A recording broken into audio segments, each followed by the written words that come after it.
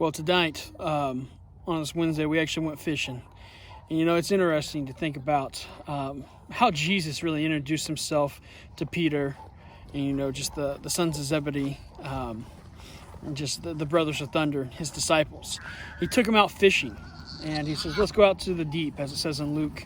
And as they're going out to the deep, they're thinking, Peter says, we've been fishing all day. We haven't caught anything. Why are we going to go out to the deep where there's not going to be anything? And so he says, well, cast your net out. And so they casted the net out, and sure enough, a miracle happened. And right then, in Matthew, you see just Peter just break. And he says, you truly are something different. And so Jesus looks at his disciples and the brothers there too, fall in line with this. And he says, come, I'll make you fishers of men, as it says in Matthew 4. Fishers of men is a neat term because the disciples have always fished, but yet they left everything. And they said, we're going to follow after you, Jesus.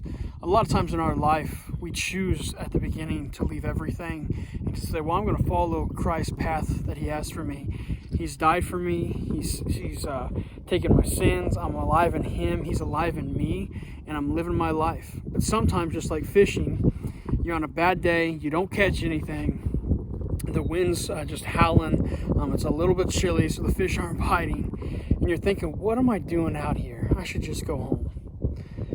When Jesus died, the disciples went back to what they knew.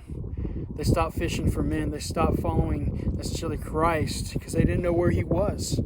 Pastor just preached a message just about they looked at a grave. Christ prophesied time and time again. Every time he said something that happened, he wasn't in the grave. He wasn't supposed to be in the grave, but yet he was alive. His disciples at one point went back to knowing what they did. They went back to fishing. And you see in Luke 21, as they go back to fishing, in the process of this, they go back to what was once the normal life. How often is it that when we gain Christ, we tend to float back to the normal life that we once were? We're struggling with simple things. We should have left those things behind. Well, in Luke 21, you also see them fishing, not catching much. And all of a sudden, this man comes up on the shore and he says, hey, cast your net over on the right side. And they kind of look at each other and they say, all right, I guess we can try. We haven't tried it yet. Why are we doing it on the right side? Well, the significance about the right side is that that's the rudder side. And so when they fished back then, to fish on the right side was fishing with the rudder. Well, that gets the nets tangled. It's harder. There's less room. And so mostly you drive where you want to, and then you'll coast and you'll pull the net behind you from the right side. You'll start pulling the nets on the left side. And so you fish on the left side. And so when they did this, all of a sudden, the boat became so full of fish. See, right then, Peter knew who that man was. He remembered the first time this happened.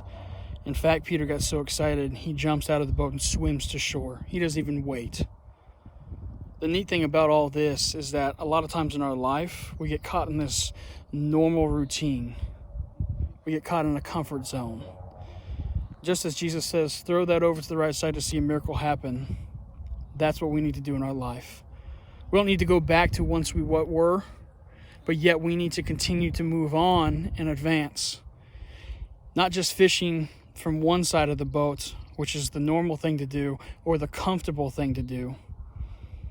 But sometimes we got to come out of our comfort zone if we want to see a miracle take place in our life or in others around us. God bless you guys.